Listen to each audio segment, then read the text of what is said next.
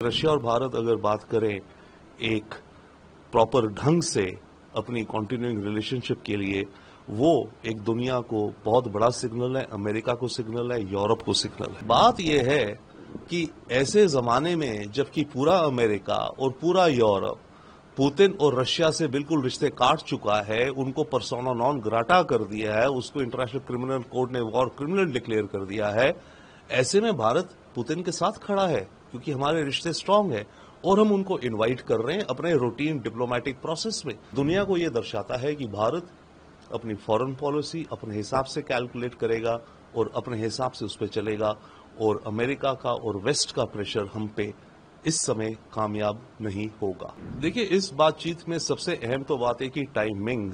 ये phone call आज हुई, आज रशिया को डेडलाइन है कि यूक्रेन को लेकर के शांति प्रोसेस में आ जाए। अमेरिका ने डेडलाइन दी हुई है आज फ्राइडे की ट्रंप ने।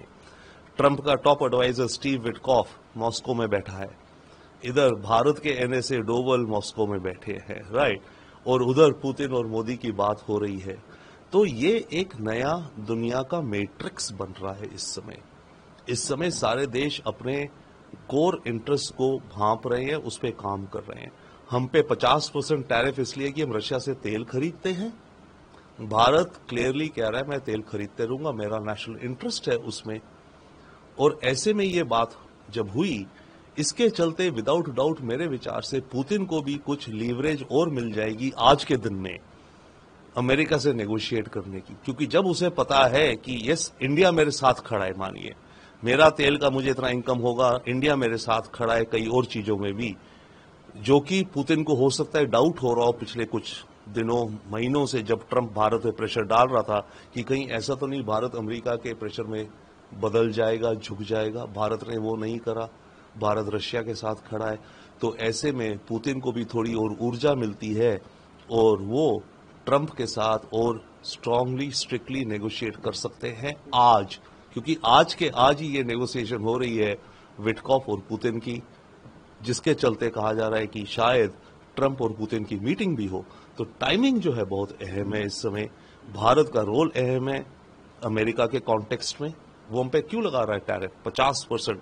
क्योंकि भाई भारत की कुछ वजन है, तभी तो हमें इतनी बड़ी पनिशमेंट वो दे रहा है, और उधर वो रशिया को दे रहा है। ऐसे में रशिया और भारत अगर बात करें एक प्रॉपर ढंग से अपनी कॉन्टिन्यूइंग रिलेशनशिप के लिए, वो एक दुनिया को बहुत बड़ा सिग्नल है, अमेरिका को सिग्नल है, यूरोप को सिग्नल है। ये तो डिप्लोमेटिक प्रोसेस है कि हर साल भारत और रशिया के बीच में एक हाई लेवल समिट होती है। एक साल वो मॉस्को में होती है, एक साल वो हिंदुस्तान में होती है। अब केवल हिंदुस्तान में होना है।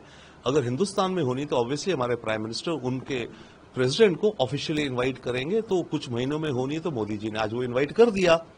बात यह है कि ऐसे जमाने में जबकि पूरा अमेरिका और पूरा यूरोप पुतिन और रशिया से बिल्कुल रिश्ते काट चुका है, उनको पर्सोना नॉन ग्राटा कर दिया है, उसको इंटरनेशनल क्रिमिनल कोर्ट ने वॉर क्रिमिनल डिक्लेयर कर दिया है, ऐसे में भारत पुतिन के साथ खड़ा है क्योंकि हमारे रिश्ते स्ट्रांग है और हम उनको इनवाइट कर रहे हैं अपने रूटीन डिप्लोमेटिक प्रोसेस में।